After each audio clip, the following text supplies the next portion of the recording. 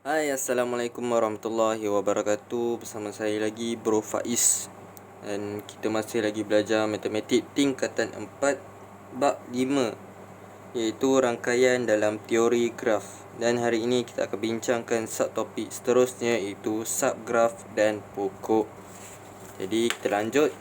Okey, apakah itu subgraf? Subgraf ni kita boleh kenal pasti dan dia boleh dibahagikan kepada dua, iaitu sama ada dia sebahagian ataupun dia keseluruhan daripada graf asal. Dia adalah graf asal, tapi sama ada dia adalah sebahagian ataupun dia keseluruhan. Jadi macam mana kita nak tahu ianya subgraf? Kita kena semak kedudukan dan label bagi bucu dan tepi mesti sama dengan yang asal. Jadi kita tengok contoh yang pertama, tentukan sama ada rajah 1, rajah 2, rajah 3 dan rajah 4 ialah subgraf bagi graf G. Kita tengok sini adalah graf G dan rajah 1, rajah 2, rajah 3, rajah 4 ni kita kena tentukan sama ada ianya adalah subgraf kepada graf G. Jadi yang pertama kita kena buat, kita tengok dekat graf yang pertama iaitu graf 1. Kita kena bandingkan dengan graf asal iaitu graf G. Kita tengok bucu dia dahulu, iaitu bucu A. Bucu A kita nak tahu ianya adalah sama. Kita tengok bucu A ada gelung, kat sini pun ada gelung, dan dia bersambung dengan bucu B. Jadi bucu dia dah betul. Kita tengok pula dekat dia punya tepi. Untuk gelung ini, untuk rajah 1 adalah I1, dan untuk graf asal iaitu graf G juga I1. Dan A ke B adalah tepi dia adalah I2, sama. Jadi rajah 1 adalah dia punya subgraf kepada graf G. Jadi graf 1 ya, dia adalah subgraf. Untuk rajah 2 kita tengok kat sini, gelung dia adalah dekat bucu C, manakala untuk graf asal gelung dia dekat bucu A. Jadi kat sini bucu dia dah salah. Jadi rajah 2 bukanlah dia punya subgraf, bukan subgraf kepada graf G. So rajah 2 bukan. Untuk rajah 3 pula kita tengok kat sini, dia punya bucu adalah CDE. Tengok CDE. Saya tertinggal yang graf rajah 3 adalah CBDE. Tapi kita tengok kat sini, dekat bahagian atas adalah C, manakala kat sini bahagian atas dia adalah B. Jadi kedudukan dia punya bucu dah lain. Jadi ini rajah 3 bukanlah dia punya subgraf, bukan subgraf pada graf G. Untuk rajah 4 iaitu rajah yang terakhir, kita bandingkan dengan graf asal dia. Kita tengok dia punya bucu dahulu. A adalah dia punya tepi adalah bentuk gelung. A bersambung kepada B, B bersambung kepada G. Jadi betul, B bersambung kepada F, B bersambung kepada C, C bersambung kepada D, C juga bersambung kepada E. Kalau kita tengok kat sini, dia punya bucu adalah sama. Kemudian kita lihat pula dia punya tepi. Tepi yang gelung ini I1. Untuk graf asal juga I1, jadi betul. A ke B adalah I2, betul. B ke G dekat rajah 4 adalah I4, manakala dekat graf asal adalah I3. Dekat sini kita tengok dah salah, dah tak mengikut dia punya graf asal. Jadi rajah 4 bukanlah subgraf kepada graf G. Jadi kita beralih kepada seterusnya, iaitu pokok. Apakah ini pokok? Bukannya pokok di dalam hutan, tapi pokok dalam bab ini adalah salah satu subgraf. Kita nak kenal pasti pokok, dia mempunyai 3 ciri. Iaitu yang pertama, graf mudah. Dia mestilah graf mudah, di mana dia tak ada gelung, dia tidak berbilang tepi. Yang seterusnya, semua bucu mesti bersambung. Bucu-bucu dia mesti bersambung dengan satu tepi sahaja. Dan bilangan tepi dia mestilah sama dengan bilangan bucu tolak 1. Saya tekankan dekat sini, kalau kita nak tentukan dia punya pokok, kita tengok dekat dia punya ciri yang ketiga ini, iaitu bilangan tepi sama dengan bilangan bucu tolak 1. Kalau tepi dia 5, kalau bilangan bucu dia 4, Kalau contoh bilangan tepi dia 5, bilangan bucu dia mestilah 6 tolak 1. Jadi dia akan jadi pokok. Okey. Untuk contoh ni. Contoh ini kita mesti mengenal pasti sama ada pokok atau bukan pokok untuk rajah di bawah. Berikan justifikasi anda. Berikan kita punya sebab. Okey, untuk yang A.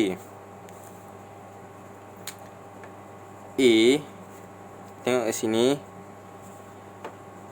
Dia ada 1, 2, 3, 4 bucu, iaitu A, B, C dan D. Kita tengok dia punya, saya tekankan tadi, dia punya bilangan tepi mestilah sama dengan bilangan bucu tolak 1. Bilangan bucu sini ada 4. Bilangan bucu sama dengan 4. Kita nak tahu bilangan tepi untuk pokok mestilah bilangan bucu tolak 1. Jadi 4 tolak 1 sama dengan 3. Kita cek dekat sini. Bilangan tepi dia ada 1, 2, 3, 4. Dia dah ada 4 dan tidak menepati syarat. Jadi untuk A bukanlah pokok. Sebab apa bukan pokok? Bilangan tepi dia tidak sama dengan bilangan bucu tolak 1. A bukan pokok. Pokok sebab bilangan tepi tak sama dengan bilangan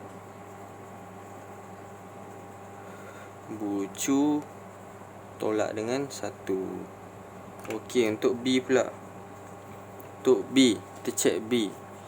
A, B, C, D. A, B, C, D. Jadi dia ada 4 bucu. Bucu sama dengan 4. Jadi bilangan tepi dia mestilah 4 tolak 1 sama dengan 3. Tengok kat sini 1, 2, 3. Jadi dia untuk syarat yang ketiga dia memenuhi. Sebab bilangan tepi sama dengan bilangan bucu tolak 1. Tapi kita kena cek juga untuk dia punya syarat-syarat yang lain. Syarat-syarat yang lain, bucu mestilah bersambung dengan satu tepi. Kat sini kita tengok semua bucu bersambung. Dan syarat yang seterusnya adalah dia tak ada gelung dan dia tidak berbilang tepi. Kat sini tak ada gelung, kat sini tak ada berbilang tepi. Jadi untuk B memenuhi semua syarat. B adalah pokok. Okey. Tengok kat C. Kita tengok dekat C. C ni pokok ataupun tidak. So kita kira dia punya bucu. Bucu dia ada 4. Bucu sama dengan 4. Jadi bilangan tepi dia mestilah 4 tolak 1 sama dengan 3. Kita cek 1 tepi, 2, 3. Jangan keliru dengan dia punya persilangan ini. Sebab ni adalah 1. Jadi bilangan tepi dia sama dengan bilangan bucu tolak 1. Jadi yang seterusnya kita cek, semak dia punya ciri yang lain, iaitu bilangan bucu ini, setiap bucu mestilah bersambung. Ke sini dia bersambung dengan satu tepi. Dan yang lain, syarat yang lain, dia tidak gelung dan dia tidak berbilang tepi. Kat sini tak ada gelung, tak ada berbilang tepi. Jadi dia memenuhi syarat. Jadi C adalah pokok. Okey. Seterusnya, diminta lukis satu pokok dengan maklumat yang diberi. Maklumat yang diberi untuk A adalah bucu sama dengan 5. Jadi bucu sama dengan 5. Kita lukis bucu. Bucu dia ada 5. Contoh 1. Mesti bersambung dengan bucu ni. Bersambung dengan bucu ni. Bersambung dengan bucu ni.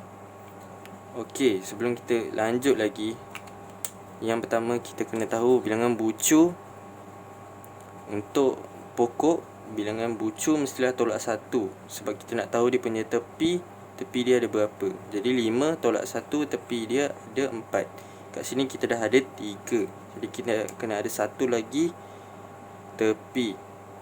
Contohlah kat sini saya letak bucu.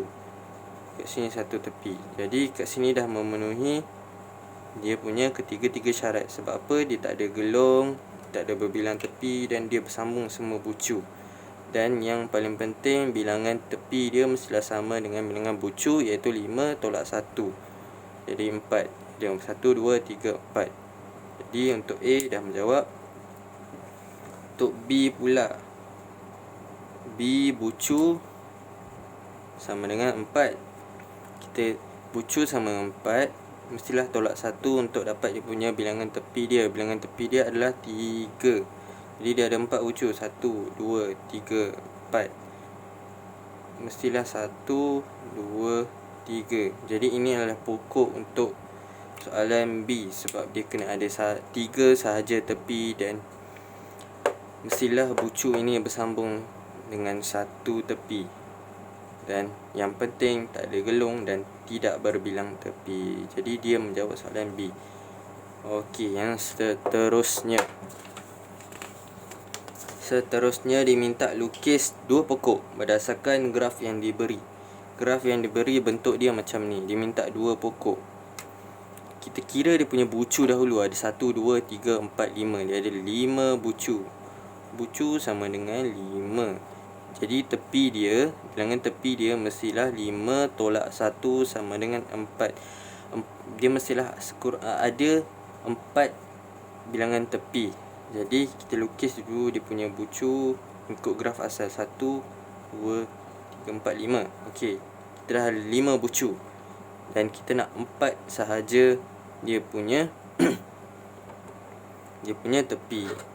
Jadi kita lukis 1, 2, 3, 4. Jadi ini pokok yang pertama. Pokok yang kedua, 1, 2, 3, 4, 5. Pokok yang kedua, 1, 2, 3, 4. Jadi dah 4 tepi. Okey, ini pokok yang kedua. Tidak seperti ini saja, korang juga boleh lukis. Contohnya 1, 2, 3, 4, 5. Lukis 1, 2, 3, 4. Yang penting tepi dia 4. Bucu semua kita lalui dan dia tidak berbilang tepi dan tidak ada gelung. Tak kisah bentuk graf macam mana. Jadi yang penting ciri-ciri mesti dipenuhi. Jadi habis untuk contoh yang ini. Kita lanjut lagi. Untuk soalan yang terakhir.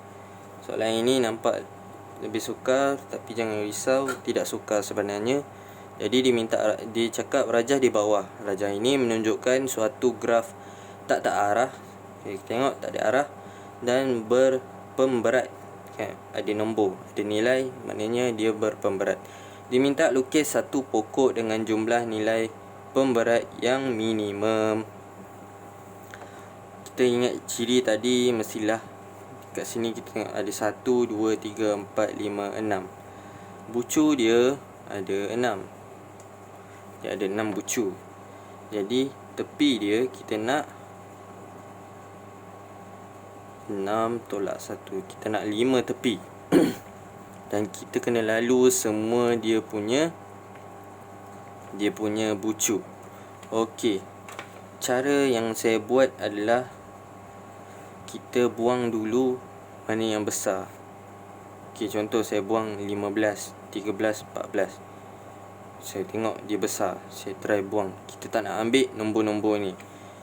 Dan saya mula dengan satu bucu. Misalnya saya ambil bucu A. Kita mula dengan bucu A. Bucu A mesti melalui, kita tengok, mesti melalui B, mesti melalui E. Sama ada dia melalui B ataupun dia melalui E. Dan saya tengok nilai A ke E paling kecil. Jadi saya pergi dekat E dahulu.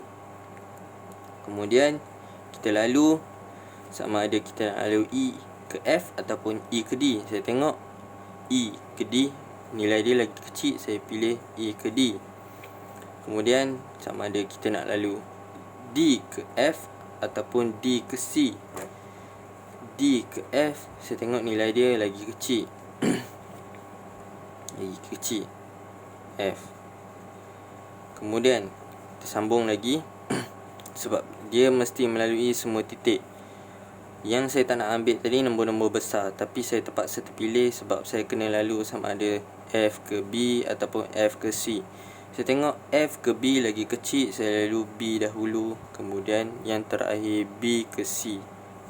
Okey, kita tambahkan nilai-nilai yang kita lalui tadi. A ke E 7 tambah E ke D 9 tambah D ke F 5 tambah F ke B 13 tambah B ke C 8.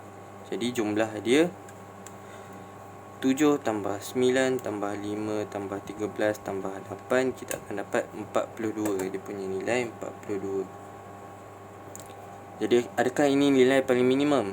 Belum tentu. Anda kena check lagi. Andainya kita lalu lagi